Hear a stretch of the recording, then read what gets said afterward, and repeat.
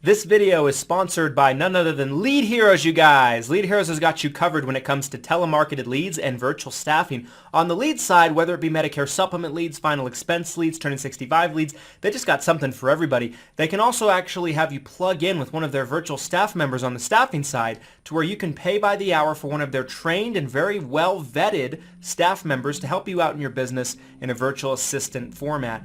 Just because you watch this video, they're going to give you 10% off any order you make on their website. Link to the site can be found down in the description, so go ahead and check them out. Hey, what's up, guys? Christian Brindle here. This is day 2 of Medicare Con 2022, and I am joined with my good friend, Justin Thomas.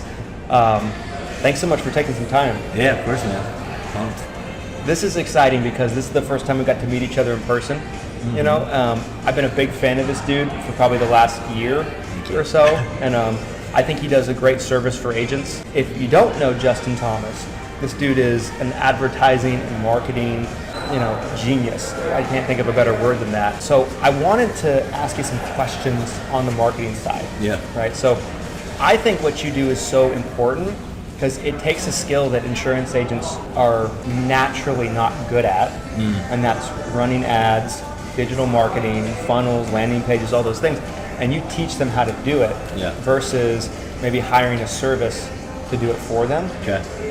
Why do you feel like it's so important that agents learn how to market? Because, marketing is like a third of your business. I look at a business as 3 main parts. It's like attracting customers, and like marketing and advertising is that attracting customers, but it's also like explaining your vision to the market. And if you don't do that yourself, you're relying on another company to do that for you. So nobody ever knows what your actual vision is, how you're different from any other agent, how you're different from any other agency, the beliefs you have. None of that is expressed to the market. So it's attracting people, it's converting those people, sales, and then it's like keeping those people around, fulfillment, making sure the product, whatever it is. In all businesses, it's like those 3 things.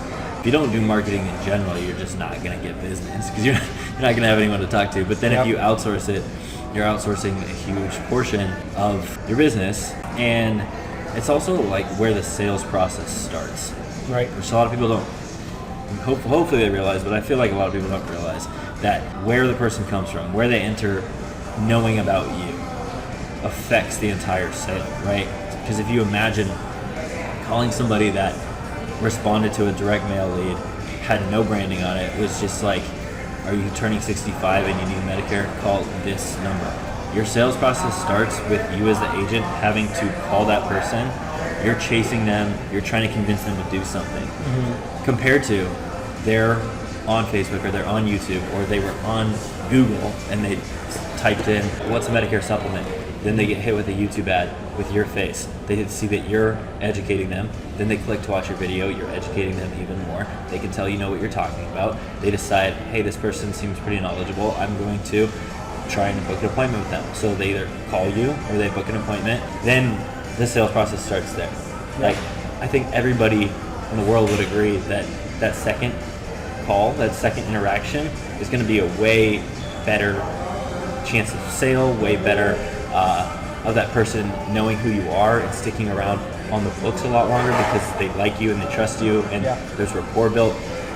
All of that is affected by marketing, and that's why the sales process starts with marketing. Yeah. I got so much more I can talk about on this, but I don't want to just talk the entire time. We could do an hour on it. Simplest way I would explain it to somebody else is like, and I'd say maybe the last 2 years I've been obsessed with changing my business model from where the clients are pursuing us versus us pursuing them. Right. I think that's the biggest difference. I think that we were just talking about this off camera a second ago. I think buying leads is a good thing when you're getting into the business. You're still learning things. Nobody knows who you are, right? You maybe don't have money to market like you might need to really make it effective. But you're always pursuing somebody. Right. Like you're in pursuit of them, right? You're trying to get in touch with them. They're putting you off. Call me back next week or whatever the case might be. Whereas building a business that is structured in a different way, you're putting in 90% less work to attain a client because they are chasing you. They're in pursuit of you. They want to talk to you. They want to do business with you because you've built familiarity with them. Right. And I think that is just so important. I think that's just so such an important concept that people don't talk about enough, and that's why I love what you do so much. Another question I wanted to ask you was, one thing that I learned from you about a year ago when I first started to get to know you, and I never really thought about it this way. Agents always think about, I hope you don't mind me talking about this, but like agents always think about their ad copy, right? Like their targeting, everything like that when they're running Facebook ads, YouTube ads, whatever the case might be. But I learned from you that where you're sending that traffic is probably the most important, your landing page. Yeah. Do people overlook the landing page and they put too much focus into the actual ad? Yeah. Well, this kind of ties into the last question that I wanted to talk about as well too. People, so I gave a talk yesterday and I didn't know what I was going to talk about. So I just made it as relevant to the people there. So I asked them like where they were in their business and what their problems with marketing was at the moment. And so what my talk was about was, if you're a beginner agent, if you're an intermediate to medium, advanced agent, and then if you're an agency owner, what I recommend you doing for marketing. There's a lot that went into that, but ultimately it's like when you're a beginner, you want to, typically if you have good lead sources, you want to buy leads so that you can develop your sales skills. Once you have that in place, then you want to develop a system where you get people coming to you. Right. And with people coming to you, you have to have you have to have content. You just have to have content that can be used for organic. And what the big thing that I see with agents is a problem is that they'll like go to a conference like this and they'll hear somebody talk about, oh, there's organic, you should do Facebook Live, or like you should do a YouTube video, and they try and do it all, or they do nothing. But like the ones that try and implement, they try and do it all with no plan whatsoever, and they just are making random videos here and there, zero plan, and throwing everything at the wall and hoping something sticks, and then nothing sticks because there's no like real plan around it. And that's where you need to have a plan with no matter what you're doing, but also with paid ads, like people think that I think, to answer your question, I think that's become an epidemic because of Facebook lead forms, to where nobody had to do or put any effort into the design of where the traffic gets sent because it was just in Facebook, and Facebook has studied probably hundreds of millions of dollars of what's going to convert the best for them. I don't really like Facebook lead forms because it doesn't really get you high quality. You don't have a lot of customization. But because of that, people have gotten used to thinking that the ad is the magic. And the entire point of an ad is to get somebody to click. The sale in the ad is to get the click. From the click, you hit to the landing page, and the sale in that is whatever your call to action is. It could be to go watch a video, it could be to fill in some information to get a quote, it could be whatever that may be, but that's one of the biggest obstacles for people, is that one, they don't know that, and two, they don't really know like how to make content that clicks. And so that's why a lot of people struggle with paid ads. That's why a lot of people have problems. But that's the most important part, because you can get traffic from anywhere. I can get traffic by texting an agent right now and being like, hey, check out this website. That's traffic. It's the same as an ad. And so what you say in the ad, like just getting people to click, like that's very helpful, because if you can get cheaper clicks, ultimately your advertising becomes a lot cheaper. But if you don't have somewhere to send them that's good, that's educating, that's showing that your authority, you know what you're talking about, then you're not going to get, the sales process doesn't start properly. You're not getting a good client. People use the word intent a lot, but like there's no give and take, there's no education, there's nothing. So where you're sending people is really, really important. I think I heard you use a phrase before in your course. I got a lot of you in that course. I was like Justin was in my head. I heard, like, I go to sleep at night and I hear him. But like, I think a term you used for, and I really liked it, and I borrowed it myself. I've used it myself talking to people. Is like your funnel, your landing page is an asset. Right. Like, and I'll use an example of something we've done, because I'm sure a lot of the audience maybe has seen this, so maybe something they can picture is the funnel we built for the summit. Okay. Right. So like, I use that funnel for everything. Someone sends me a message on Facebook like, where do I get a ticket? I send them the funnel. Right. I am doing a sale on tickets or something. I post the funnel, link to the funnel in the Facebook group.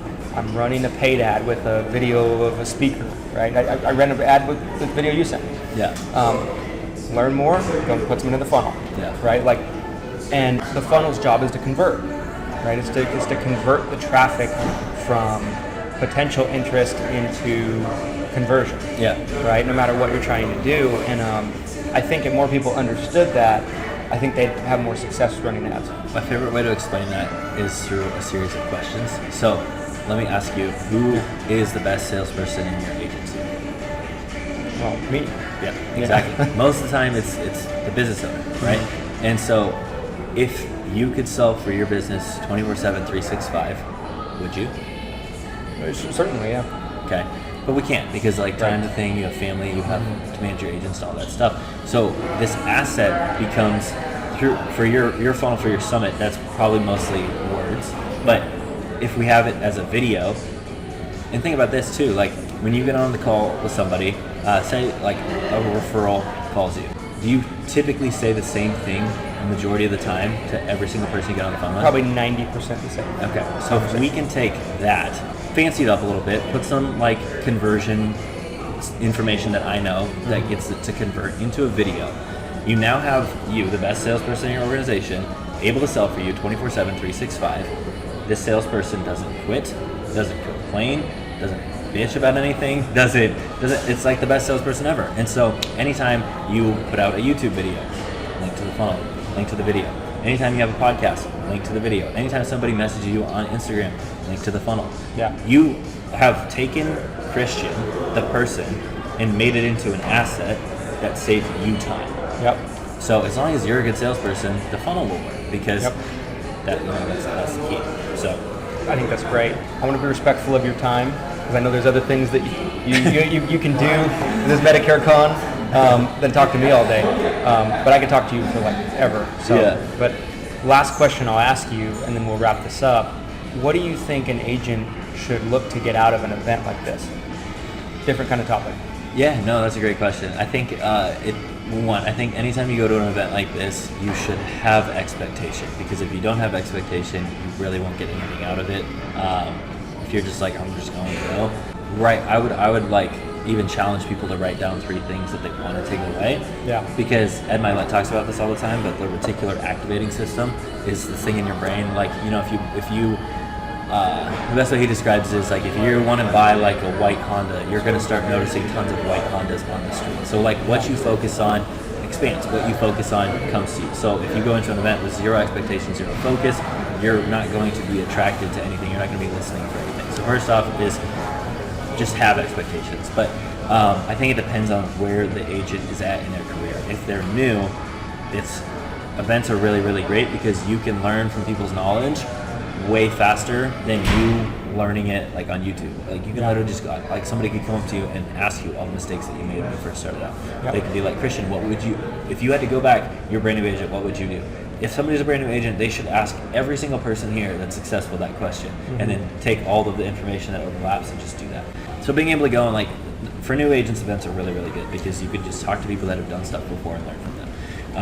If you're an advanced agent, I would say an event like this, I would come in with one thing that you want to really learn, but in probably the 2 most important parts of your business, maybe 3.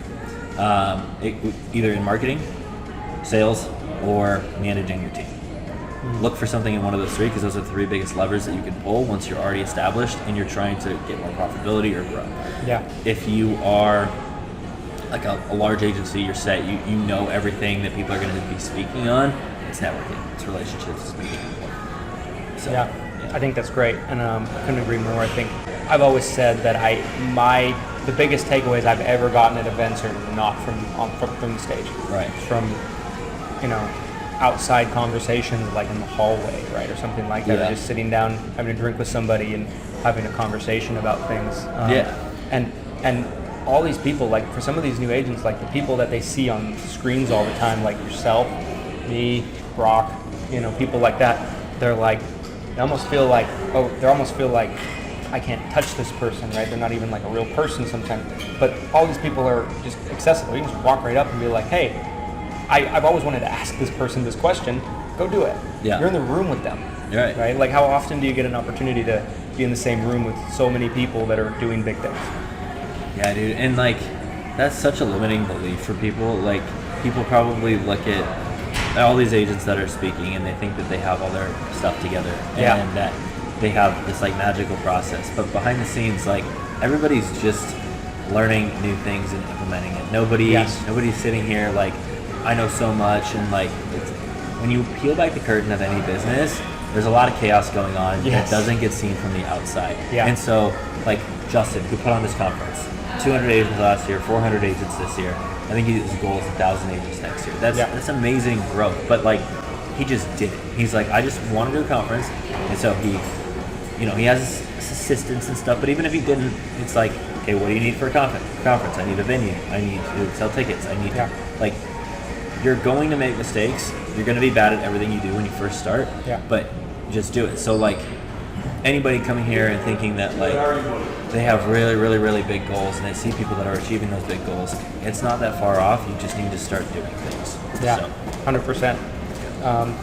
Where can people find you? What is the best place to connect with Justin Thomas? Probably YouTube. Justin Thomas. I would put in Justin Thomas Insurance. Otherwise, my website, insuranceadvertisingmasters.com. And I changed my username on all my social medias like once a week because I can't decide what it's going to be. So, but if you type in Justin Thomas, you'll probably find me. Awesome. And guys, if you haven't checked out Justin's program, you totally should. I reviewed it on my channel. I endorse it, and I don't endorse very many things.